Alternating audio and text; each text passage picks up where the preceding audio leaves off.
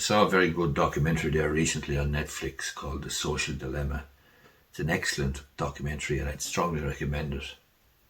But the thing that I took away from it, and the most frightening thing, wasn't or isn't the addictive nature of social media. It's not the fact that when people go to restaurants with small kids that they hand them an iPad.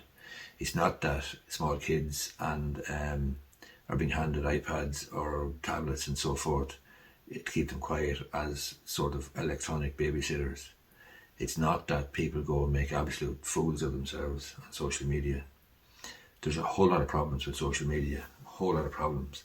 And this documentary, which as I say is an excellent documentary, pointed up a lot of the problems. But the biggest problem I took away from it was the ability that social media gives people to not just have their own opinion, but actually to have their own facts, to have their own universe. And if you think about it, Facebook, for example, and Twitter, for example, and all the other social media platforms give you what you're looking for, insofar as you pick what you want to see in your feed, and you pick what you want to see in your Twitter feed and your Facebook feed and Instagram and so on and so forth.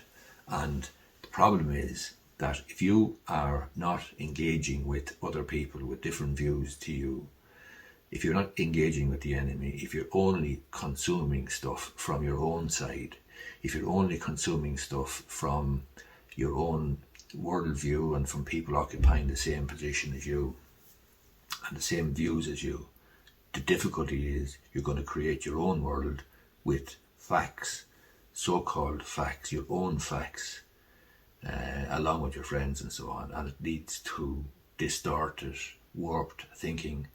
It leads to groupthink. It leads to an inability and an unwillingness to engage with the other side, the other view, and to debate and actually exchange views and perhaps change positions. As I say, the most difficult problem that I see from social media now is the ability of it to develop or to deliver to people their own world with their own facts. And I saw a comment on my YouTube, one of my YouTube videos there one day, where a fella said, you have your facts and I have mine. But that is an absurd position if you think about it, because we all can accept that the earth, for example, is flat or is round. We all know the earth is round and we can accept that. We all know that the sky is blue when it's a good day and so on and so forth. So there are some facts that are absolutely so notorious. The sun sets in the west and it rises in the east and so on. There are facts, there's common ground. There is ground on which we can agree. And after that then we may have a different view, we may have a different opinion, that's fine. But we can't have our own facts. You are not entitled to your own facts. You're not entitled to spread misinformation or untruths or lies. You're not entitled to spread conspiracy theories.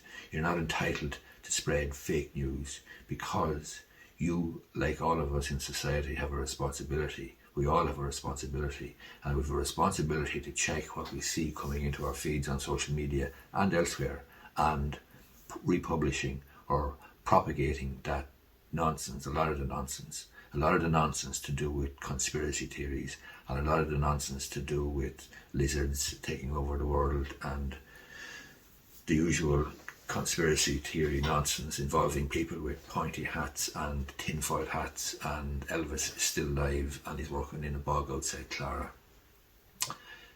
You can have your own opinion. You're perfectly entitled to argue your own corner. There's no problem with that. But you cannot have your own facts, because facts are facts. There are objective facts. There are certainties. There are facts, as I say, that are so notorious that we simply cannot disagree with them and expect to put forward any sort of an argument. But that is the most worrying and scary thing that I took from that documentary, The Social Dilemma. It's on Netflix. It's worth a watch. The most scary thing is that people are actually able now, through social media, to have their own facts.